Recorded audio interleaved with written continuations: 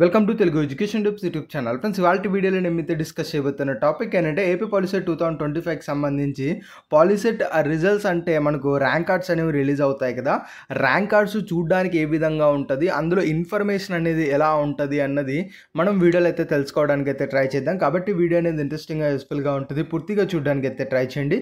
ఇక టాపిక్ అయితే స్టార్ట్ చేసే ముందు నా చిన్న రిక్వెస్ట్ ఏంటంటే ఇప్పటివరకు మన తెలుగు ఎడ్యుకేషన్ టిప్స్ యూట్యూబ్ ఛానల్ని మీరు ఎవరైనా సబ్స్క్రైబ్ చేయకోకుండా చూస్తున్నట్టే మీకు యూస్ఫుల్ అయ్యే ఇలాంటి ఎన్నో వీడియోస్ కోసం అయితే సబ్స్క్రైబ్ చేసుకోండి. ఫ్రెండ్స్, ఇక టాపిక్లోకి వచ్చేసినట్టయితే మెయిన్గా పాలిసెట్ రిజల్ట్స్కి సంబంధించి మనకైతే త్వరలో అయితే రాబోతున్నాయి.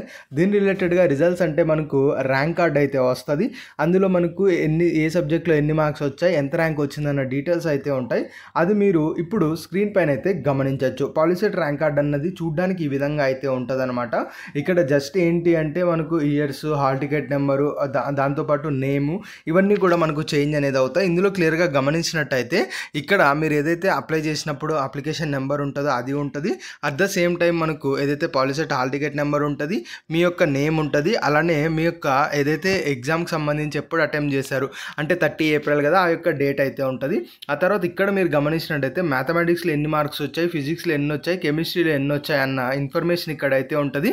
ఓవరాల్గా ఇంపార్టెంట్గా ఇక్కడ స్టేట్ ర్యాంక్ అని ఉంది కదా, ఇక్కడ ర్యాంక్ అని అయితే ఉంటుంది. ఇది చాలా చాలా ఇంపార్టెంట్, ఎందుకంటే ఇక్కడ ఎంతైతే ర్యాంక్ వస్తుందో దాన్ని బట్టి మనకి సీట్స్ అలాట్మెంట్ అయితే ఉంటాయి. ఓవరాల్గా ర్యాంక్ కార్డ్ అన్నది చూడడానికైతే ఈ విధంగా అయితే ఉంటుంది. సో ఇప్పుడు మనకు రిజల్ట్స్ రిలీజ్ అయితే మీకు కూడా ఇలాంటి ఒక ర్యాంక్ కార్డ్ అయితే రిలీజ్ అయితే అవుతుంది.